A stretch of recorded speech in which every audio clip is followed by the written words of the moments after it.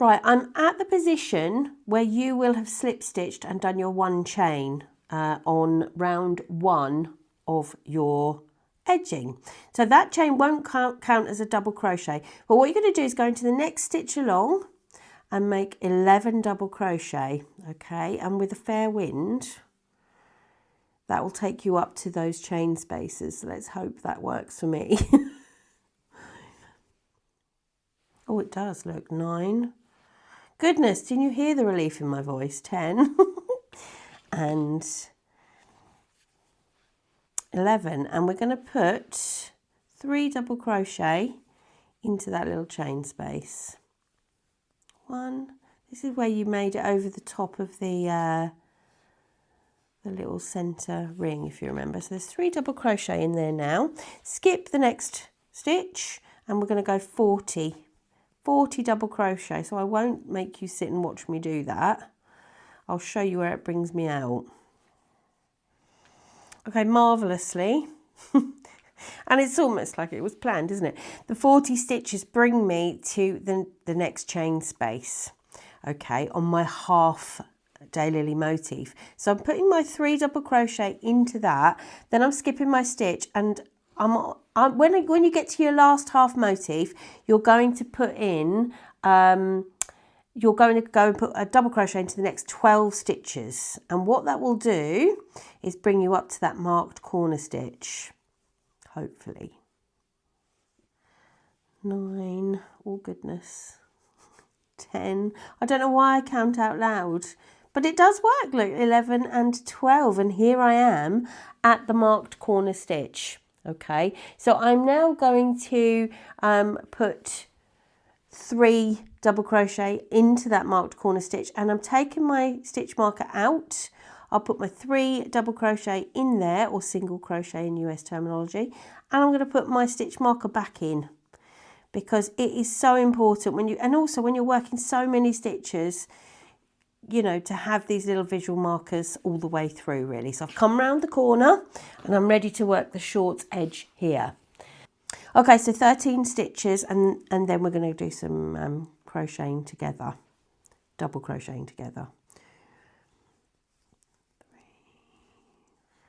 11, 12 and 13. Right, we are now going to double crochet 3 together, or single crochet 3 together for our US friends, and the middle of those 3 together will be the center one, the one which was formed when you double crochet 2 together last time round.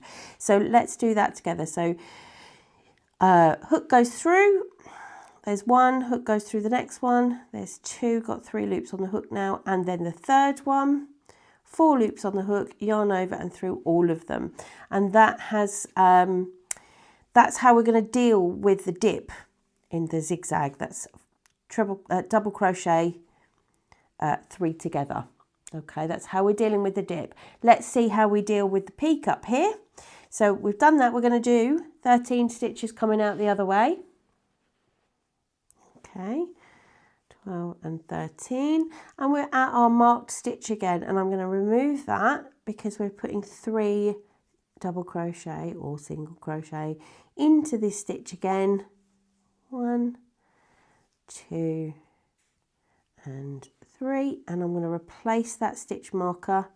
Just keep these markers in place so you will make sure you're always in the right place, and that becomes more you know, as the pattern gets a little bit more complicated, they are very welcome, those markers.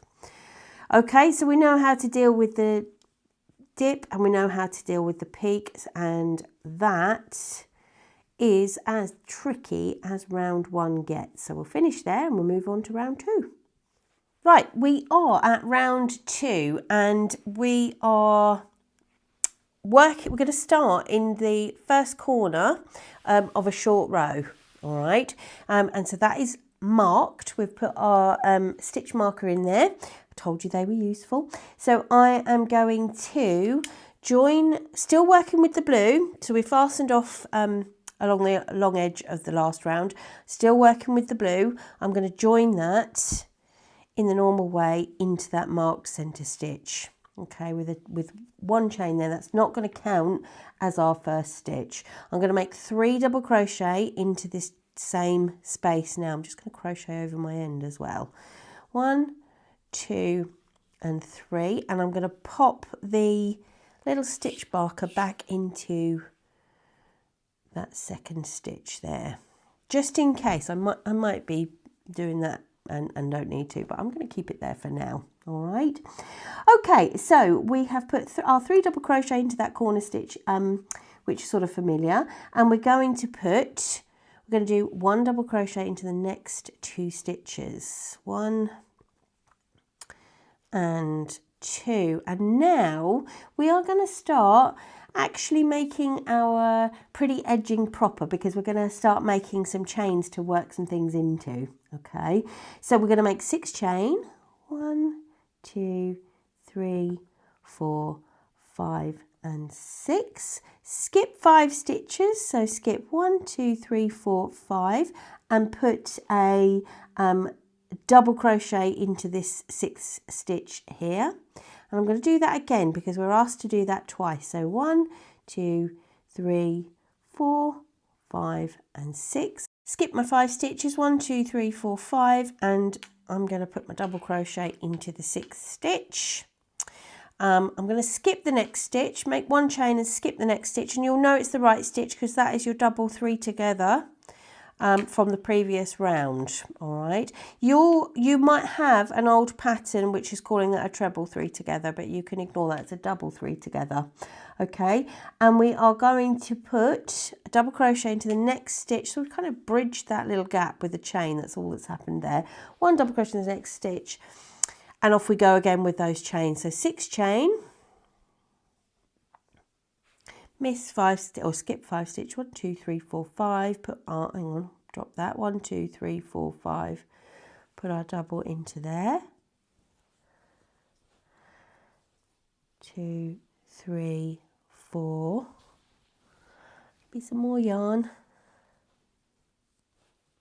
5 and 6, skip 5 stitches, 1, 2, 3, 4 and 5, put it in there, and I'm putting 1 double crochet into the next stitch, and then, oh goodness me, 3 into there, and it's delightful because it's marked, so I know I'm in the right place. This is why it's really handy. I know I keep banging on about them, but that's because I get the, you know, the stitch counts. There's a lot of stitches and it's intricate, and it is definitely worth keeping some markers in to keep you on the straight and narrow. So that's what we're doing here. We've worked over our peaks and troughs. Let's just carry on. We're going to do that again.